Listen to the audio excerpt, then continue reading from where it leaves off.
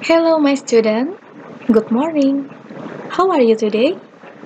I hope you are all fine. Stay safe and always keep healthy. Anak-anak kelas 5, hari ini kita akan belajar tema 9 tentang benda-benda di sekitar kita. Dengan materi subtema 1 yaitu benda tunggal dan campuran. Sebelum belajar, Ibu mau bertanya dulu. Apakah kalian sudah sarapan? Lalu, apa yang kamu minum pagi ini? Apakah air putih, susu, sirup manis, atau jus buah? Coba kalian amati minuman kalian. Apakah minuman kalian terdiri dari satu bahan saja, atau campuran dari beberapa bahan? Nah, apa yang kalian amati dari minuman tadi akan kita pelajari pada hari ini. Kita akan belajar tentang pengertian zat tunggal dan zat campuran, perbedaan zat tunggal dan zat campuran, contoh zat tunggal dan zat campuran, dan perbedaan zat campuran homogen dan heterogen. Coba kalian simak penjelasan berikut ya.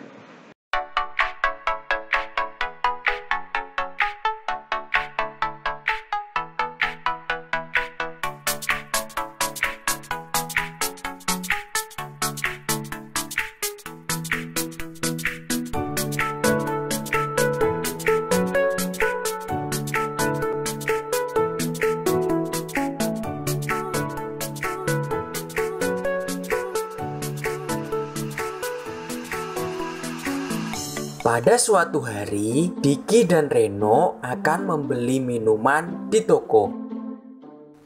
Diki, kita beli minuman yuk. Aku haus.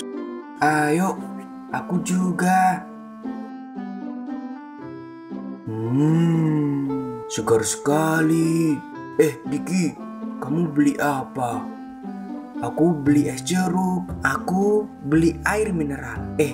Kamu tahu tidak, Ren? Perbedaan antara minumanmu dan minumanku. Apa ya? Sama-sama minuman kan, Dik? Iya. Kalau minuman yang aku beli ini termasuk dalam zat tunggal. Sedangkan minuman yang kamu beli termasuk zat campuran, Reno. Apa itu, Dik? Jadi gini, Reno. Semua benda yang ada di sekitar kita ini termasuk dalam materi. Kira-kira apa yang dimaksud dengan materi ya?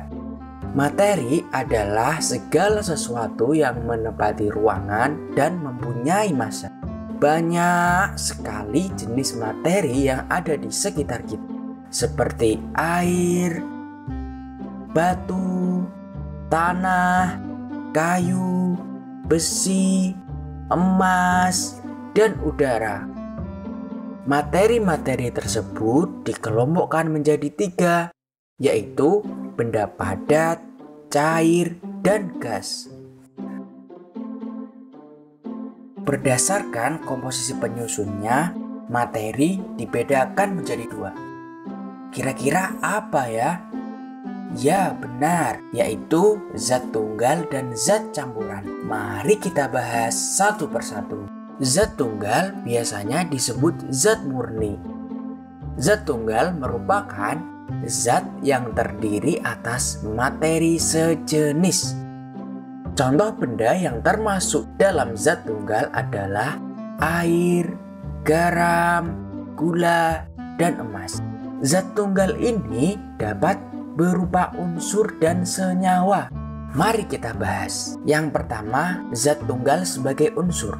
Unsur adalah zat tunggal yang tidak dapat diuraikan menjadi zat lain yang lebih sederhana.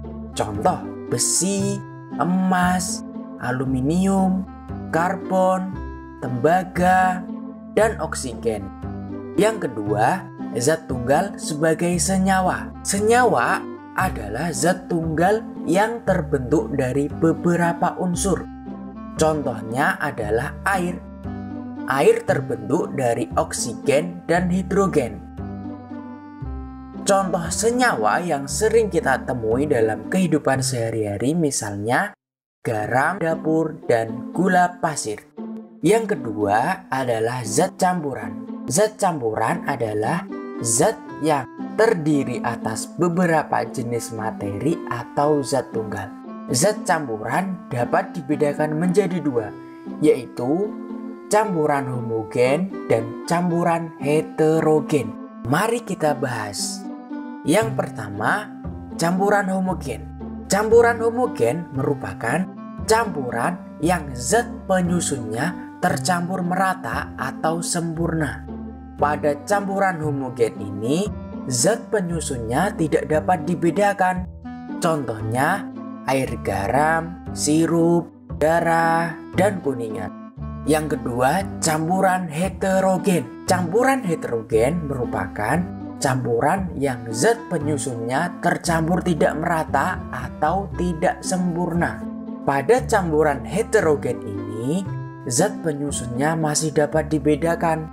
Contohnya, campuran antara air dengan kopi, air dengan tepung, dan air dengan pasir.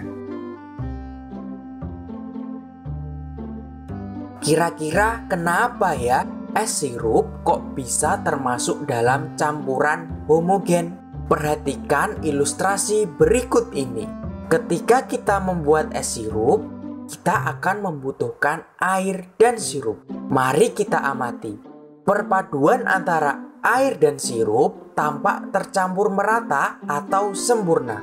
Materi air dan sirup tidak memisah. Berdasarkan hal tersebut, kita pahami bahwa es sirup termasuk zat campuran homogen. Kira-kira kenapa ya segelas kopi kok bisa termasuk dalam campuran heterogen? Perhatikan ilustrasi berikut ini. Ketika kita membuat kopi, kita akan membutuhkan air, gula, dan bubuk kopi. Mari kita amati. Perhatikan dasar gelas pada adonan kopi tersebut. Pada dasar gelas tampak adanya endapan kopi yang tidak larut sempurna dengan air dan gula. Berdasarkan hal tersebut, dapat kita pahami bahwa air kopi termasuk zat campuran heterogen karena materi-materi tidak tercampur secara merata atau tidak sempurna.